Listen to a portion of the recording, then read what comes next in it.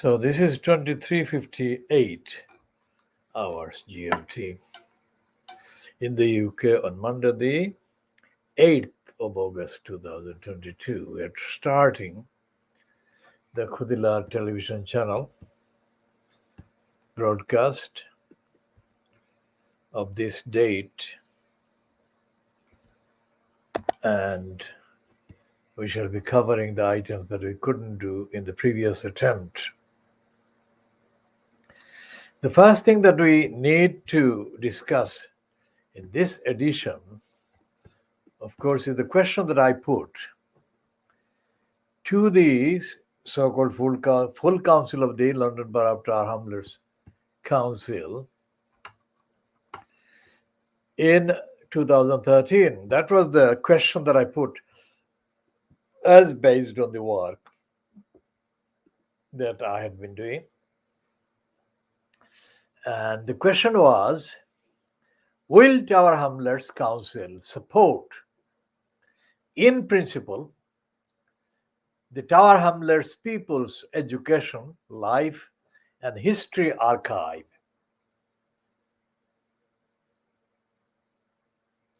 That is a move to record and chronicle for present and future generations the lives of all the people who make up this community. Make up meaning who constitute this community in the London Borough of Tower Hamlets, which is the London Borough of Tower Hamlets.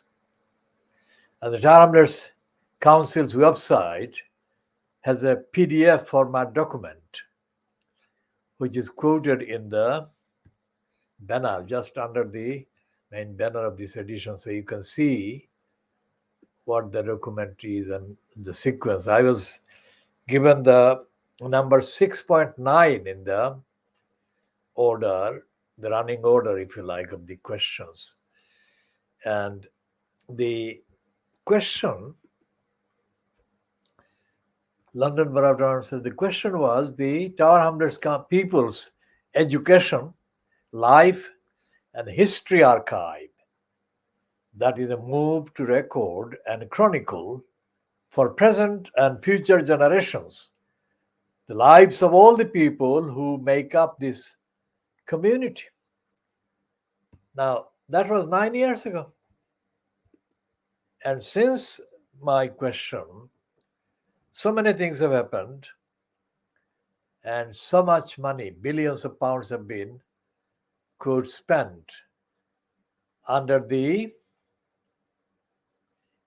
ghostly presence at the meetings called the full council meetings each time. Ghostly presence of Lutfur Rahman on the basis, the mythological basis, that he was the elected mayor, post holder.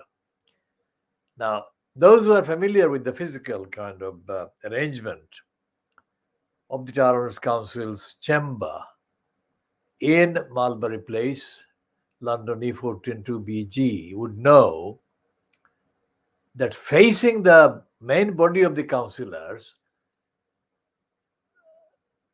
sit about 3 or 4 officials. One is the formal ceremonial speaker, and to the speaker's right is the monitoring officer, the so-called head of the legal, I think, And then to the right of the monitoring officer is the ghost, Lutfur Rahman. And to the left of this ceremonial speaker is, as was the case on that day, the Democratic Services head, John S. for Sugar Williams. John S. for Sugar Williams is a rare entity in the history of the corrupt Tower Hamlets Council. We shall be talking more about John S. Williams in detail, more and exclusively. Now remember, this is world exclusive diagnosis and diagnostic update about and on the London Borough of Tower Hamlets Council. So that's The question about the question that I had written, I had researched, and I had put, will Tower Hamlets Council support in principle the Tower Hamlets People's Education, Life, and History Archive? And I described that as a move to record and chronicle for present and future generations the lives of all the people who make up this community, that is the London Borough of Tower Hamlets population. As I said, many billions of pounds have been spent under the name of the Tower Hamlets Borough and under the ghostly frontage of Lutfur Rahman as the so-called elected mayor. Why do I call the post so-called? Because it is absolutely a parasitical post. It is not a legitimate democratic post.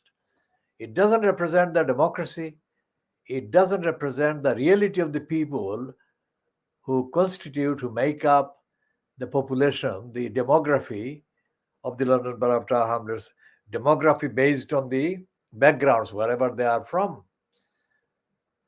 The significant part of the population is called indigenous, that is to say, white people whose ancestry dates back to some thousands of years or hundreds of years, depending. So they are the indigenous collectively. Then, in the context of this particular campaign, and in the context of the references to the Bangladeshis, in Tower Hamlets, the Bangladeshis are a significant part of the population, and the Bangladeshis are effectively almost 100% the speakers of the Siloti language. Siloti language is a language in its own rights, but it is referred to by mental slaves and ignorant persons as being a dialect of the Bengali language, which it never is, never was, never could be. The Siloti language has got a vocabulary that is so rich that anyone who is familiar with Hindi and Urdu languages will find a lot of common words that Siloti speakers use and understand naturally, as do the speakers of Hindi and the speakers of Urdu do the same. Whereas those particular words in the vocabulary, if used by a Bengali or to a Bengali, would be quite unintelligible to the Bengali. And that is the distinguishing mark, the defining distinction between the two language groups and the two linguistic kind of sections and kind of areas, if you like, regions. Now, for example, in the film, in the South Indian film, dubbed into Hindi, there is a character called Jaggu Dada. The character is played by Darshan. Now, Darshan's mother is described by Darshan's best friend, or Darshan himself, the character that Darshan plays, Jaggu Dada. His mother is the mother from hell. And what happened between the mother from hell and Jaggu Dada's fiancée or would-be wife, played by Diksha Seth, was that at point came when the various misunderstandings and Jaggu Dada's mother's objections to Jaggu having any romantic relationship with the Diksha Seth character was completely reversed, and Jaggu Dada's mother realized her mistakes. So the two-word phrase that she used in apologizing to Diksha Seth was Bad Bala. I mean, directly straight from Siloti language vocabulary. Bad Bala, it's not anywhere near, anything to do with Bengali. So that is an example. And the international dimension of the Siloti language is wider and bigger and richer than is perceived by the mentally brainwashed morons that think that career wise it serves their careers and purposes, short term purposes, to annex something that cannot be annexed and should not be annexed and should not be treated to the annexation to the Bengali. Siloti is not an annexable extension of Bengali or Bangla. One of the most important reasons for the Siloti language and mainly the Siloti vocabulary being so internationally kind of connected to the Middle East, let's say to Persia, to Afghanistan, to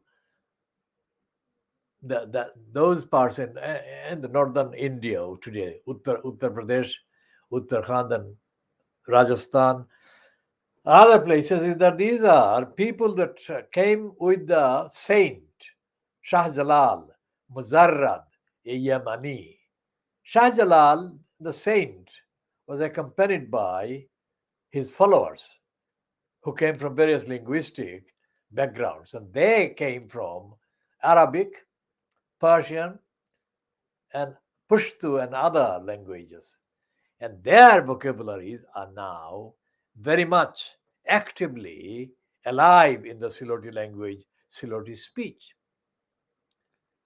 So we shall come back to this, and when we expand on the question that I put 9 years ago, will Tower Hamlets Council support in principle the Tower Hamlets People's Education Life and History Archive, that is a move to record and chronicle for present and future generations, the lives of all the people who make up this community. So we shall move back to the financial crimes that we've been discussing, financial crimes, and or some name. The person that is in the post of editor of the financial crimes called Rola Khalaf. Rola Khalaf has been given the byline in the Weekend FT or FT Weekend piece that is based on a luncheon that she had with Nazanin Zaghari Ratcliffe. In that piece, I mean, the piece is supposedly it's written in a way, in a style, like a gossip, like a conversation, like a quote non-political piece, as a humanitarian, humane piece that is intended to focus on the human cost, the human travails, the sufferings that Nazanin went through for 6 years while detained by the Iranian Islamic regime. Now, all the ordinary reports based on facts, all the ordinary reports based on facts in the years that she was in detention showed that the reason why Nazanin Ratcliffe was being treated so harshly and was being unreasonably and irrationally detained and being deprived of the company of her child and deprived of the opportunity to meet her, be reunited with her husband and her child and her daughter and her in-laws in the UK. The main reason was the role played by the congenital liar Boris Johnson. We have said before, but we say it, and it bears saying again. Boris Johnson, while he was in post in the regime fronted by Theresa May as the Foreign Secretary, was asked by the Foreign Affairs Select Committee of Members of Parliament in the UK, asked a question about Nazanin Zaghari Ratcliffe. I haven't got the question in front of me, but I can have the question. The main thing is to get the actual diagnosis right. The question I shall retrieve shortly afterwards. And in his reply, what Johnson said amounted to Johnson endorsing the wrong, false allegations made against Nazanin Ratcliffe, a British subject whom or British citizen to whom Johnson and his administration owed a clear, undeniable obligation or obligations. So, for example, in the coverage, let's see where we can find the coverage. Can we find the coverage? Let me check with this one if we can find the coverage. Let me just say. I shall try to get this one.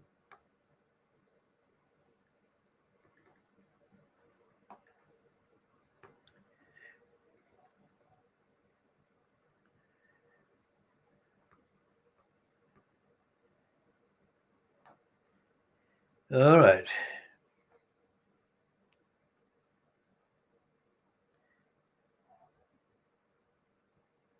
It's taking a bit of time. It's a kind of, it's not quite load shedding, but it's a thing that the power or the internet connection is kind of slow, let's say.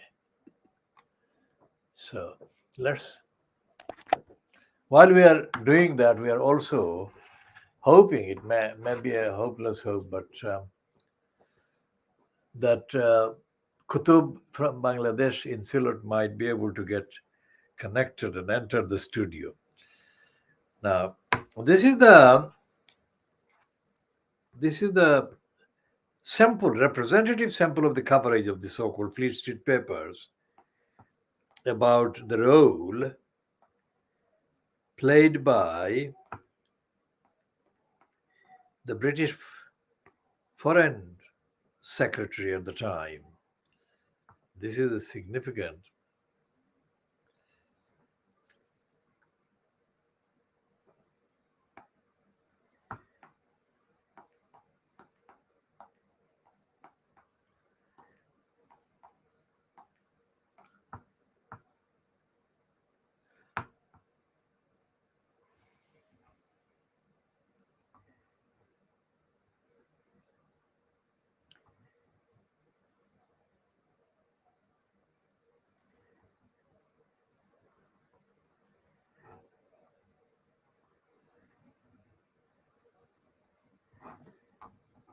Well, the Wikipedia entry on Nazanin Zaghari Ratcliffe, I'm retrieving that at midnight 17 hours on Tuesday, the 9th of August 2022.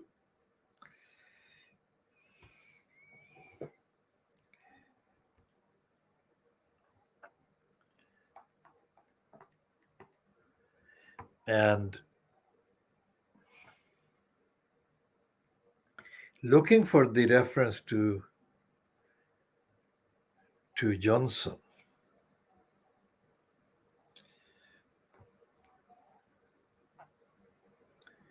if the wiki entry makes it right, the wiki entry on Nazanin Zaghari Ratcliffe is headed Boris Johnson comments. A central part of Zaghari Ratcliffe's defense was that she was there, that is in Iran, on a holiday and never worked to train journalists in the country, that is Iran. However, on the 1st of November 2017, the then British Foreign Secretary Boris Johnson said, quote, "When I look at what Nazanin Zaghari Ratcliffe was doing, she was simply teaching people journalism as I understand it at the very limit," unquote. Now, the wiki entry says these remarks appear to have put her, that is Nazanin, put her at risk, prompting condemnation from leader of the opposition Jeremy Corbyn, who called for Johnson to be sacked. Nazanin's employer, Thomson Reuters Foundation, called on Johnson to immediately correct the serious mistake he made in his statement. Thomson Reuters Foundation added, "She is not a journalist and has never joined trained journalists at the Thomson Reuters Foundation." 4 days later, Zaghari Ratcliffe was returned to court in Iran, where the Foreign Secretary's statement, that is, Boris Johnson's statement, was cited as evidence against her. So the Iranians got a supporter in the form of the British Foreign Secretary, Boris Johnson, who had joined them in giving evidence against Nazanin. I mean, they couldn't believe their luck. So that is how there is a longer kind of version of that I'm not reading, because what I want to read is that part in the financial crimes, which has been byline to Raula Khalaf. Let me just disappear from the scene, from the screen for a minute.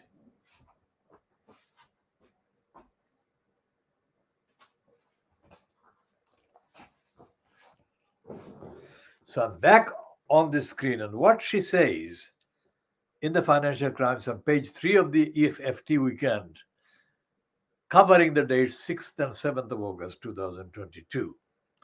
Lunch with the FT, Nazanin Zaghari Ratcliffe. And the main heading, of course, is 6 years is a very long time. And on the 1, 2, so how many columns are there? So let's say 1, 2, 3, 4, 5, 6 columns.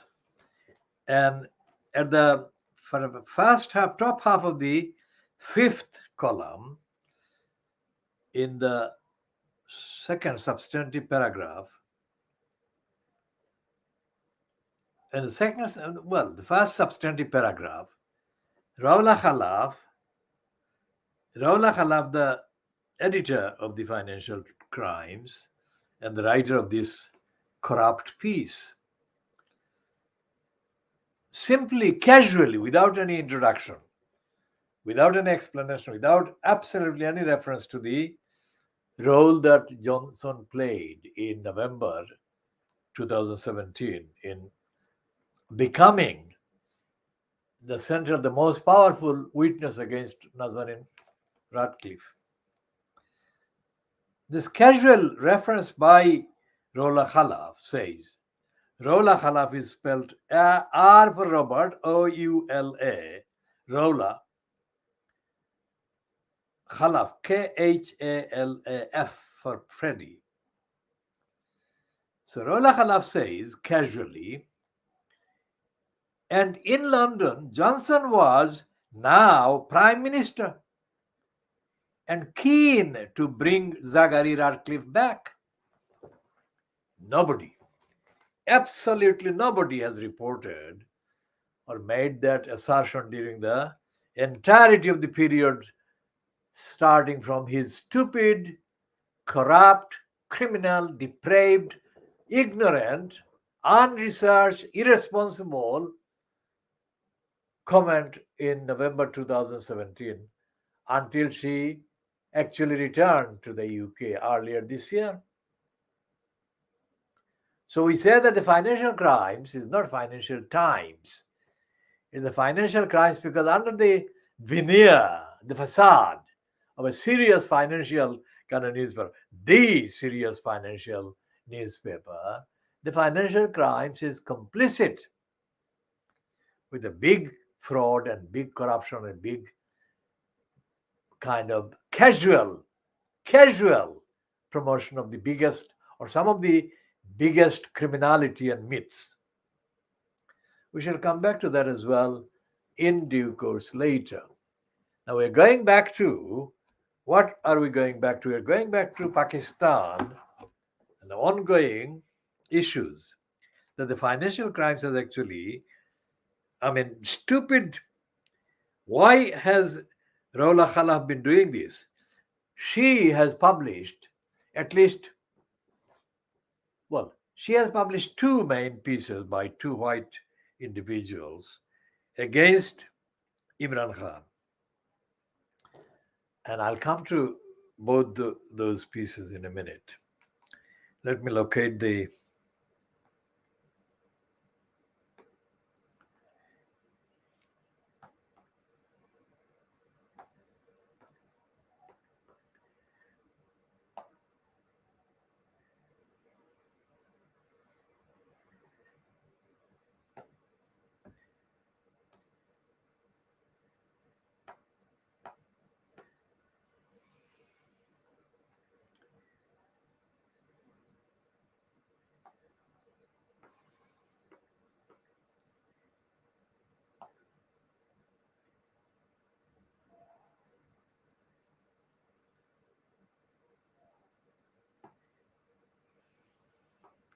All right, so this is the bit. This search is taking longer, so let's try the other device and see if we can access that particular piece or those pieces, at least in headlines, that Rola Khalaf has done against Imran Khan.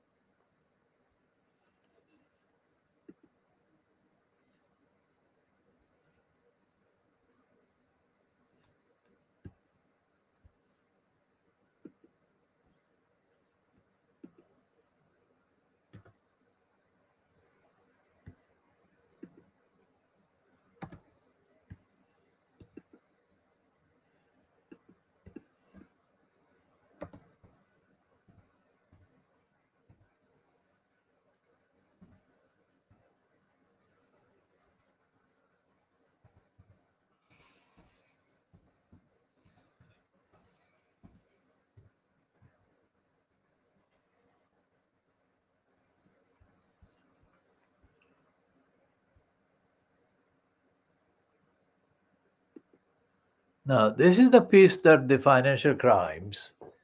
I can only read the heading because the financial crimes website is paywalled, and so I can't access the full text. The headline reads,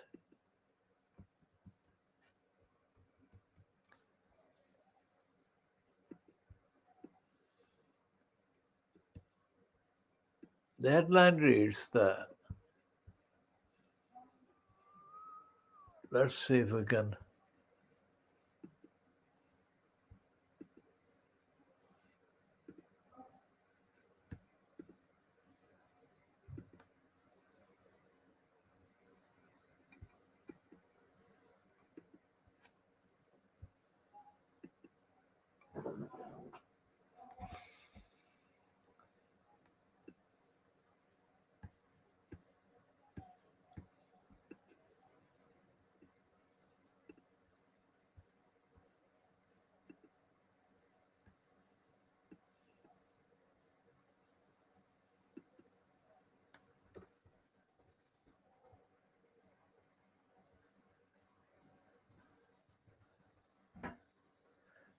Here is the piece heading that the Financial Crimes has put to the piece. It says Imran Khan's party, that is Tehreek-e-Insaf, is accused of illegal funding by Pakistan electoral probe. Now that is a graver and far more heavier kind of appearance to the piece than the facts warrant. There is no electoral probe. The source of the probe, so called, is the most corrupt electoral commission or electoral body in Pakistan, which has been the subject of demands by Imran Khan himself and his Tehreek-e-Insaf party to be scrapped because of its criminality and corruption.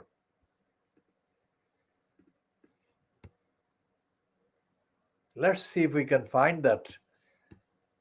If we can find the actual text, then we shall read the key text. And since the Corrupt Financial Crimes published that particular piece,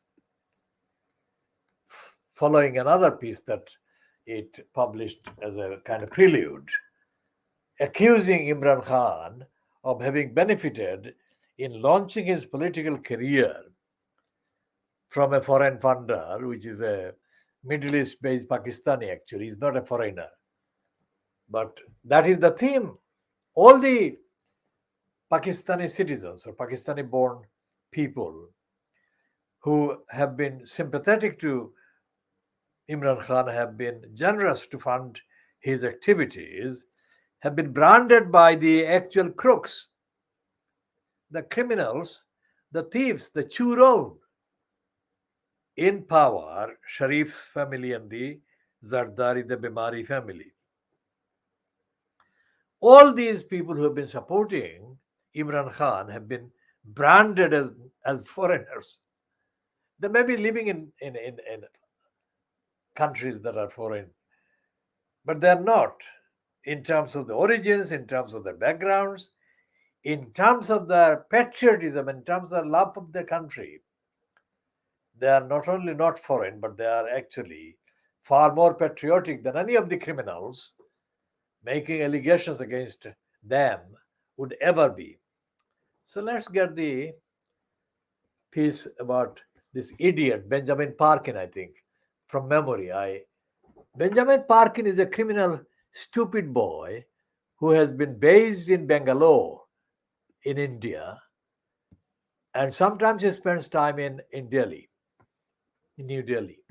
Now, I have been to Delhi, and Delhi is as foreign, as alien as it could be from the rest of India. Delhi is the most artificial facade, and you don't have any evidence that Delhi has got any links with ordinary people of India. Having said that, if Delhi is so remote and so alien to the ordinary people of India, how the hell is a Benjamin Parkin moron supposed to be giving considered and wise and definitive opinion about what is happening in Pakistan by sitting in the stupid kind of shelter that he has taken in the artificial vestige, the kind of remnant of the British Empire? I mean, Connaught Circus, where I intentionally spent quite a few days watching Connaught Circus. I'll come to discussing Connaught Circus another time, but this Benjamin Parkins is mainly based in Bangalore, in Karnataka in South India. And this idiot is one of the financial crimes idiots, morons, deployed across India to collude and collaborate with the crooked aspects of India, including the crooked criminal, Hindutva epitome, and criminal against humanity, 20 years old crime. His Gujarat massacres of Muslims in 2002, where Modi was the chief minister of Gujarat, and the Gujarat police were standing by while Muslims are being burned by Hindutva fans, fanatics. So the Financial Crimes being edited by this woman born in Lebanon. She was born in a Muslim family, good Muslim family. Now, according to one of the former lecturers of the University of Dhaka, who had a friend, because that University of Dhaka lecturer had become a member of the then Pakistan Foreign Service, and he had written to a friend of his who was still a student and enrolled at the University of Dhaka. My room at the University Hall was unique. It had got like an archive that I've been talking about in 2013 in my question to the town discussor. My hall of residence, my room in the hall of residence was completely stuffed full of original books and original magazines and documentaries and etc. etc. And one of the neighbors, I think, in one of the rooms next to mine was a friend of that foreign service person. And this friend of that foreign service person had received a letter from the foreign service person, a very intimate letter talking about life in Lebanon, in Beirut. And I'm talking about the 1960s. And that letter actually said, and I remember vividly, I paraphrase, of course, because I'm not looking at the letter itself.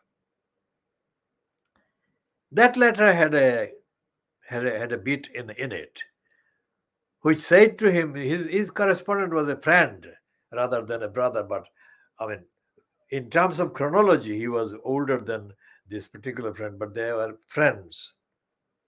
So they were quite frank and candid with one another. And this friend must have asked him how life was in Beirut as a Pakistan Foreign Service diplomat. And this friend in the Pakistan Foreign Service said that the Lebanese, they may be Muslims, but they will not hesitate to sell their mother for money, which is not very different from what the Siloti kind of owner of the Jukoberi newspapers in Ambarkhana told me in 1966.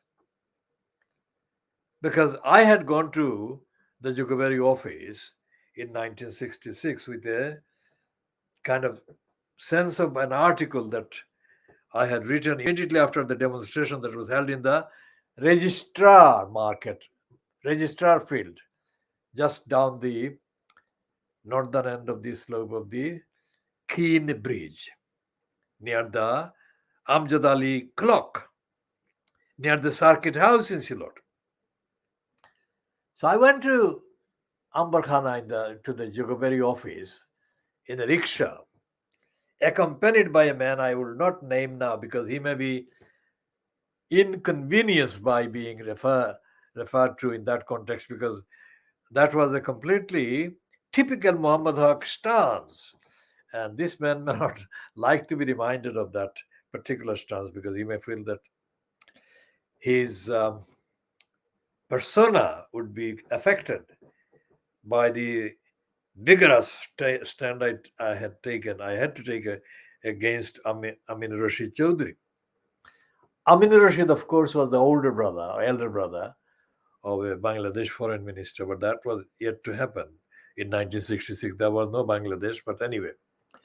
So when I said to this Amin Rashid Chaudhry that we had just had a demonstration, it's a secular demonstration, although the topic was Islamic, because the demonstration was against the London Times, not the American Time magazine, but it was against the London Times writer, now dead, Oberon Waugh, the novelist Evelyn Waugh's son. And Oberon Waugh had published a hostile, like a comment insulting the Prophet of Islam. It's like 20 years before Satan Rushdie came to the fore, and Oberon Waugh was precursor to that event and that whole formality. And so the people were demonstrating. People included Muslims from the madrasa in Sylhet and madrasas and non-madrasa backgrounds. Essentially, it was a secular collection of people outraged at the latest insult of the Prophet of Islam, peace be on him. So that was the summary of what my package or my piece would have said or did say. So I went to the main office and they said to me that Amin Rashid was inside. I mean, he had his own bungalow, although it's Silot, but he had his privileged bungalow as a kind of zamindar who had stolen, he and his family had stolen the land of the Hindus who had left their property in Ambarkhana and went to India to settle there. So Amin Rashid wearing a sunglass. I was not wearing a sunglass, but Amin Rashid was wearing a sunglass and he was in half pants. And I was in full pants, full trousers. And Amin Rashid said to me, in short, he said, why do you think that this matters? Because if you go to Lebanon, you will see the Muslims are doing the most appalling anti-Muslim prostitution things. So, why do you think that that is okay? And what Oberon was said is not okay, or words to that effect. So my answer, effectively, paraphrasing from memory, was that that is not what we are here to discuss. It's not a comparison between what is happening in Lebanon and what is happening in the comments or comment and insulting comment that Oberon was has mouthed or written for the Times, London Times. Amin Rashid, in the conversation that I think lasted about 15 to 20 minutes, was very, very adamant. And he said that he was not going to run this story. And he had seen Lebanon, he had been to these places, etc., etc. So I said to Amin Rashid Chowdhury words to the effect that, okay, you have been to all those places, but none of that matters because we were not there. And we haven't come here because I had another person, so the plural we was being mentioned. We have come here to report a local event that affects the people of Sylhet and wider. And your paper is the main paper, that is the Bengali language paper at the time in 1966, from Sylhet and in Sylhet. Jogobera in 1966 was the main paper. So you should, as an objective journalist, you should do that. You should publish that story, regardless of your opinion about the rightness or wrongness of the people feeling the outrage that they have felt. That is a fact. So Amin Rashid said his final statement that he is not going to run the story. And I said something to him to the effect that if he didn't, then he would not be sitting there after the publication of the next scheduled periodical edition of the Jugoberi, because it wasn't a daily at the time. It was, I think, a weekly, and it was due to appear on the Thursday after I was talking to him.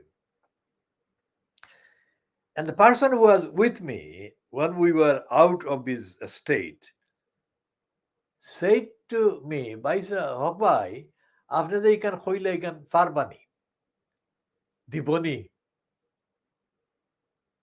So my reply, again paraphrasing, I said, well, of course, that is in the future. But let me put it this way. I said to my colleague or accompanying person reassuringly, I said, if he doesn't, then he will see that he will do it. And I am positive that he will do it. He said, how do you know? Well, I said, I simply have a conviction. I mean, words to the effect. I'm not imitating or copying the actual words spoken. Come the following Thursday, and the Jugoberi had the splash. It's not like one column. The whole front page was given to that demonstration.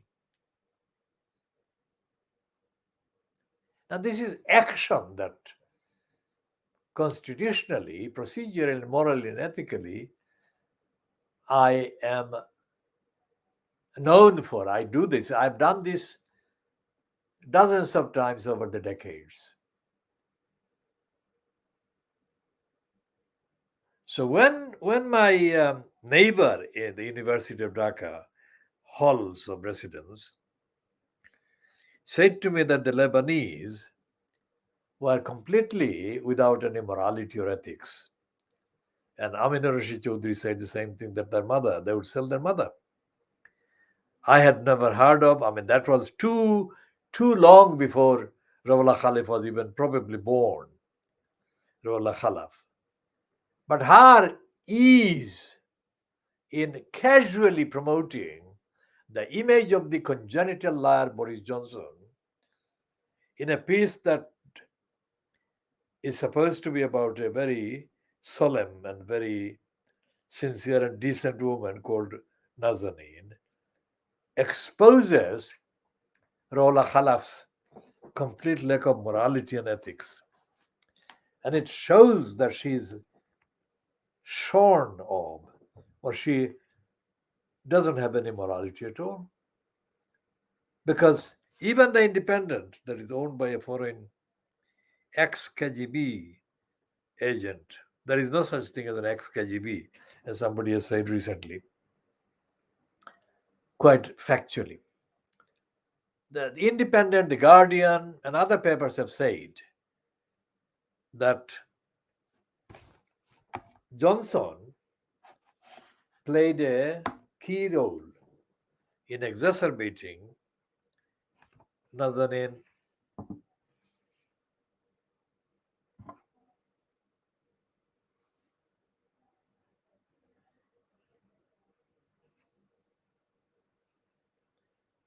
Nazanin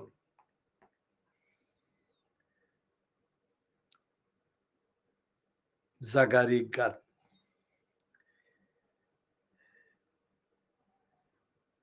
Ratcliffe and her ordeal.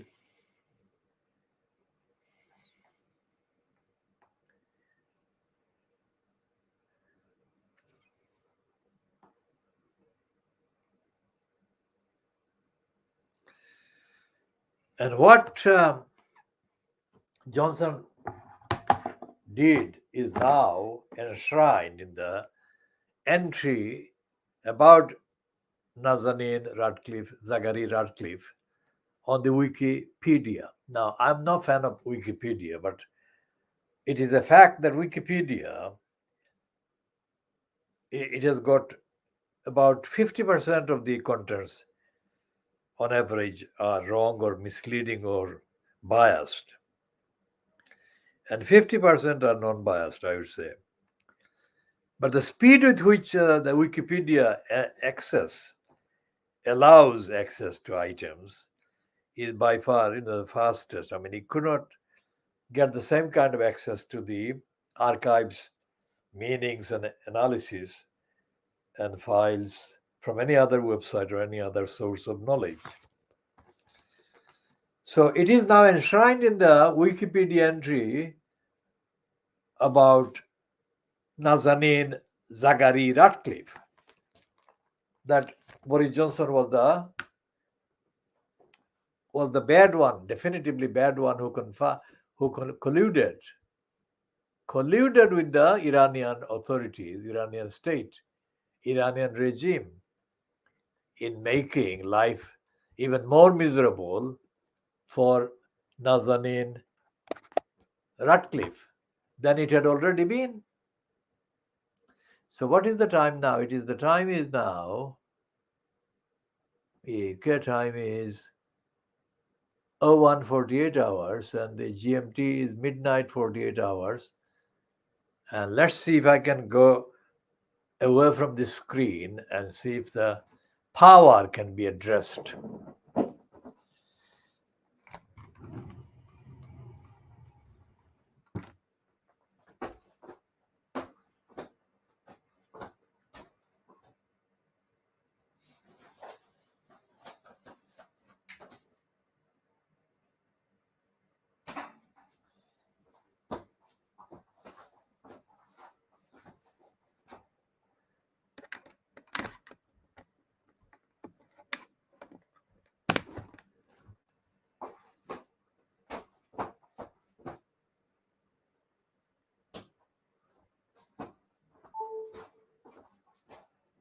So the power connection has been established and the device is now fully powered.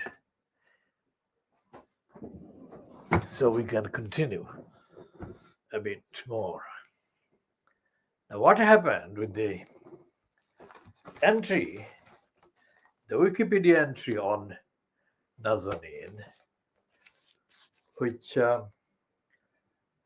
contains the casual promotion of Boris Johnson by Raula Khalaf. She says casually, and in London, Johnson was now Prime Minister and keen to bring Zachary Ratcliffe back. That's a pack of lies. Because when they went to see Johnson in number 10 Downing Street, not long after Nazanin, Zachary Ratcliffe returned from the Iranian detention. Johnson, according to reports published by the British media, did not discuss anything. So this was long before Raula Khalaf wrote this stupid piece. Where did she get that information? That Johnson was doing everything. He was keen to get her back to Britain. He was not keen. And he didn't have the grace or the sense or the courtesy or the manner to tell Nazanin, her husband Richard, when they went and met him, that he was keen. He had been keen, he had not been keen. The real reason why the Iranians,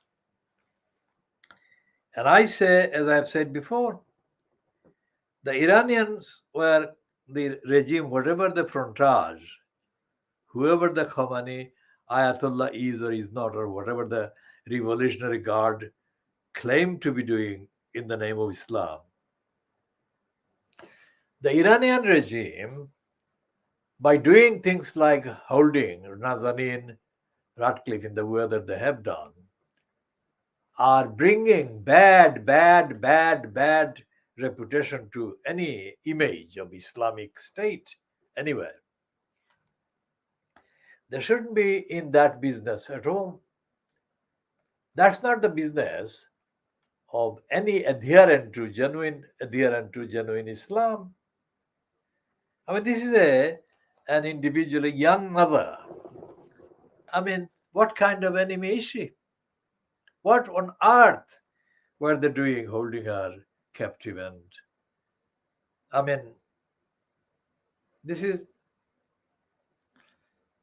quite apart from the fact that many thousands of Iranians themselves, the Iranian nationals in Iran itself, are, as we speak, right now undergoing detention, torture, and all the other things.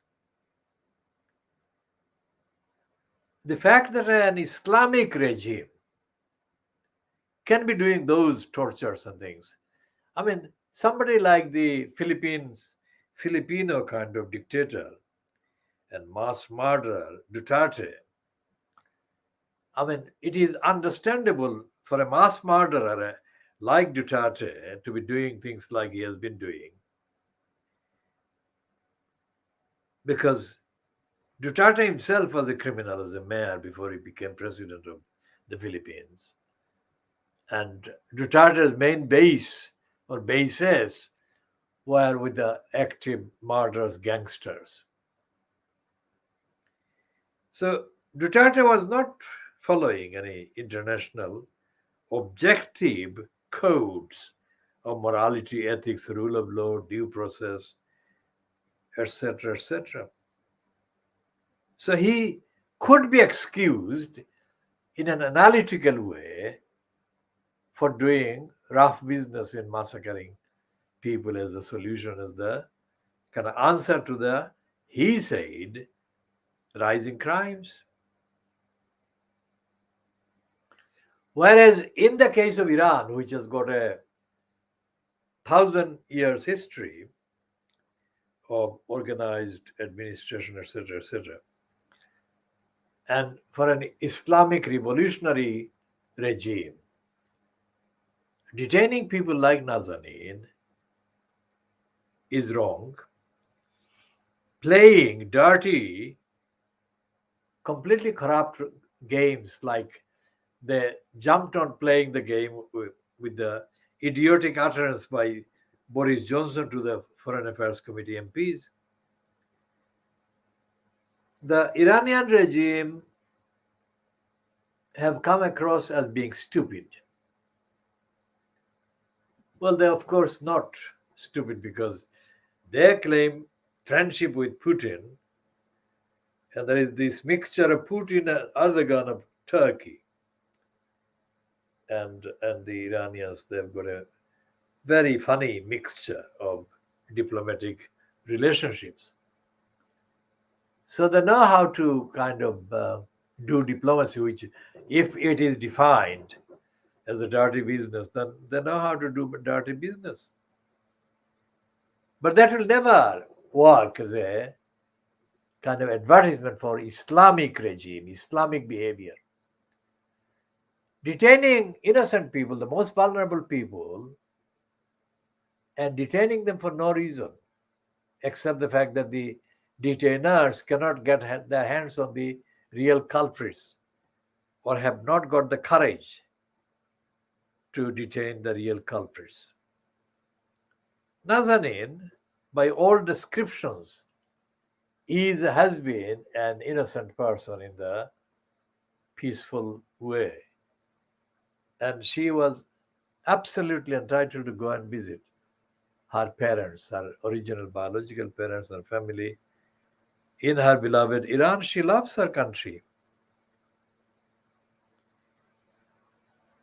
So when the Financial Crimes publishes the stupid endorsement of Johnson, who was the single most responsible criminal contributing to the bad, dirty work against Nazanin by the Iranian regime, the Financial Crimes should have published the opposite of what this piece contains.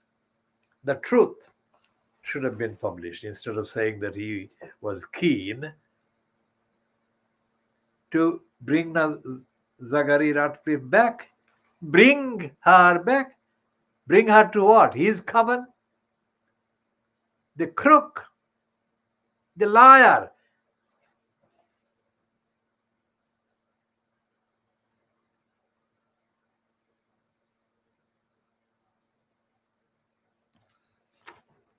Then she says this, Rola Khala. In the year she spent at home in Iran, that is after being like allowed out of the prison, but not out of the country. In the year she spent at home in Iran, she started to come to terms with the anger she felt towards her home country. She resolved to leave it on the plane to London. I have to just carry on, she tells me. I don't want to live with that black hole in my heart forever. Zaghari Ratcliffe has imparted this serenity about Iran in her daughter, who, though aware of her mother's treatment, speaks fondly of her mother's heritage. Ratcliffe says she is very proud of being half Iranian, which is very sweet. I'm very proud of her because I thought that bit of her past is a bit chipped because of what happened to me. And then Khalaf goes to the state of the progress in the lunch. We are nearly 2 hours into our lunch, and the waitress is eager to serve the piece de resistance, the miso marinated black cod. When it is finally placed before us, Zachary Ratcliffe serves both of us, and as we savor it, I steer the conversation towards the present.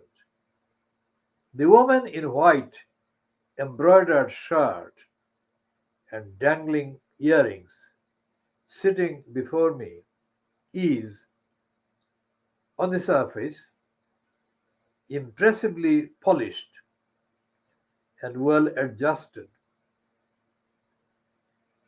Her nails are painted and her eyelids brushed with a light gray shadow. She is reflective and confident. When I gently probe her feelings and ask what normality means to her today, however, she tells me about her nightmares. For a long time after her return to London, she would wake up in the middle of the night, not knowing whether she was in prison or free.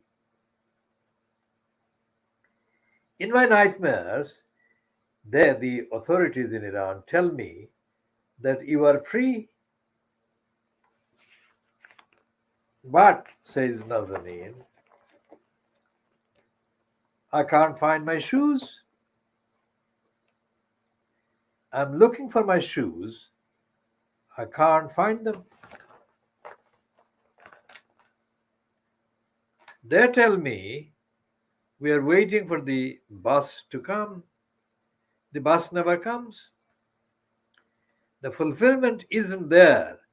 I think subconsciously I have not really accepted that freedom has happened.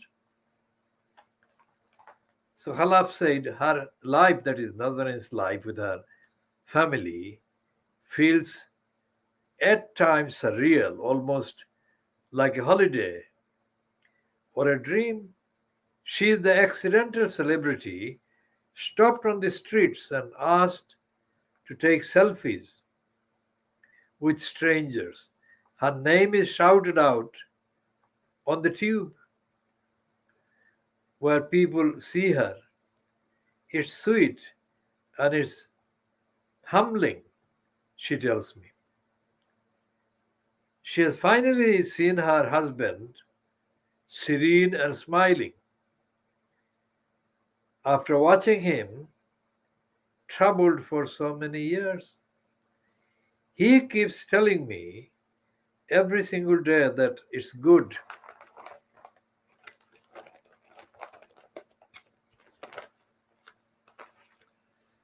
It's good that you are back. It's good to have you back. And reminding me that these are very, very precious moments. We have gone through a lot to come out of it stronger. She knows that both of them still need to recover.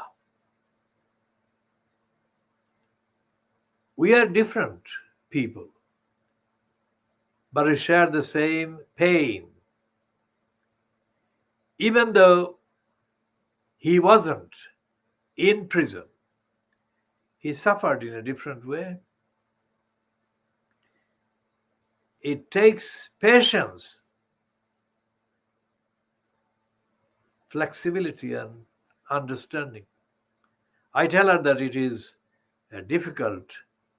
It is difficult to imagine how a person adjusts in life after prison, when on the surface they appear to have re- reclaimed their normality.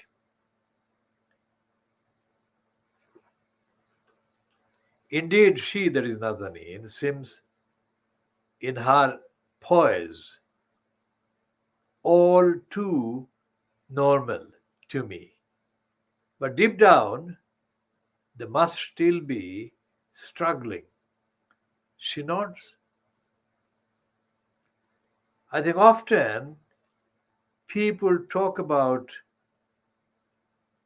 you go through imprisonment and then freedom happening, and then everything is just good.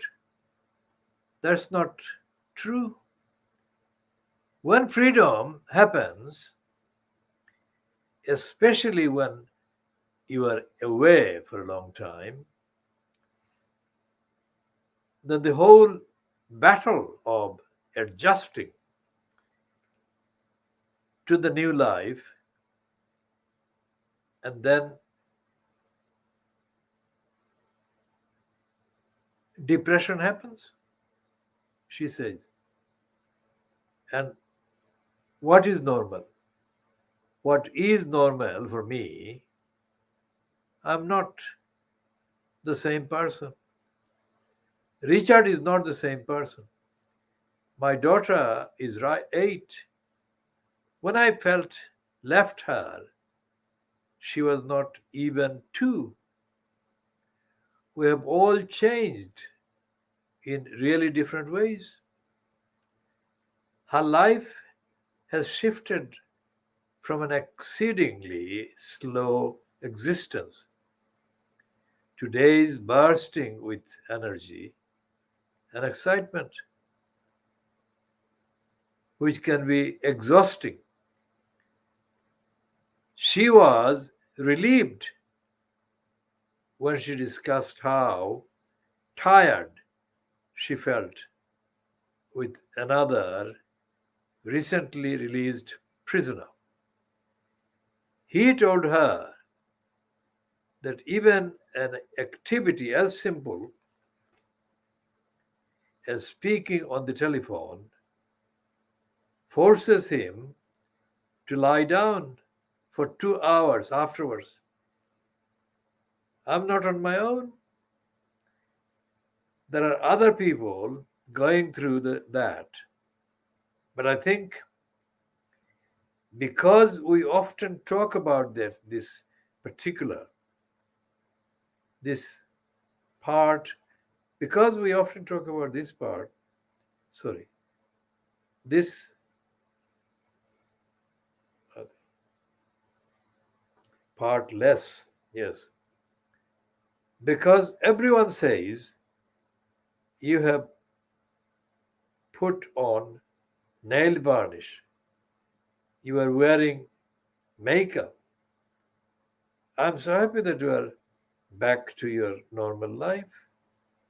How do you know that this is my normal life? And so on. So, what is happening is that all of that was imposed, inflicted on Nazanin by the Iranian regime, but not perpetrated or aggravated all by themselves.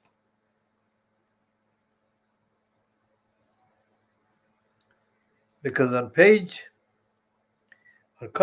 column, the bottom of the third column, it says the piece. In her first months of incarceration, stuck in a tiny 2 meter by 2 meter cell in Karman, that is the name of the prison, in the southeast of Iran, with no access to a lawyer or family visitors. Nazanin was convinced that she was caught up in a case of mistaken identity. I just kept telling myself, this is wrong. They arrested the wrong person. So the next paragraph says, soon her jailers hinted at her at the likely reason for her arrest to pressure the United Kingdom into paying 400 million pounds to Iran for an order of the chieftain tanks that was not delivered after the 1979 Islamic Revolution. I could never tell whether they arrested me and then they made this up, or they already knew about it and then they arrested me to feed the wrong agenda. I don't know, but very, very early on, about the 2 weeks, they told me that we want something from the British government. So this is the kind of true aspects of the behavior of the British government, and this makes it even more criminal what she has done in promoting Johnson's image, that he was keen to get her back. British foreign secretaries came and went, and all tried to win her release. That's a lie. I am saying that's a lie. Parts of the government resisted returning funds to Iran that could be used to finance radical groups in the Middle East. Others were concerned about the, let me just see what they say the others were concerned about. What were they concerned about? Funding a channel to send the money, no, finding a channel to send the money that would not break the international sanctions regime in Iran. When Liz Truss became Foreign Secretary in September 2021, she seemed more determined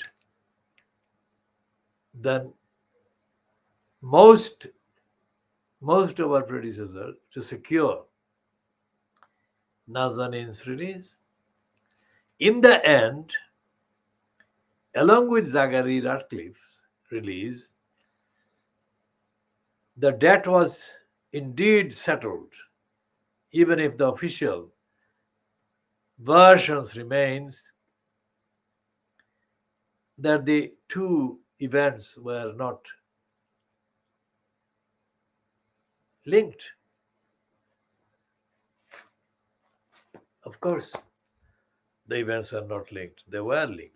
And the debt was released and the Iranians let Nazanin Zaghari go, Radcliffe go. But the point I make again is about the Iranian regime. What kind of example is it that they are setting or they have set by imprisoning her? So we shall, I think, continue later. This is the time. This is 1 hour and 15 minutes approximately. So we cannot cover all the other items that we had planned to do. So this is in terms of the GMTs 1:01:14 GMT, and it's 2:14 hours British local time on Tuesday, 9th of August 2022. We shall be doing this, the rest of it in due course.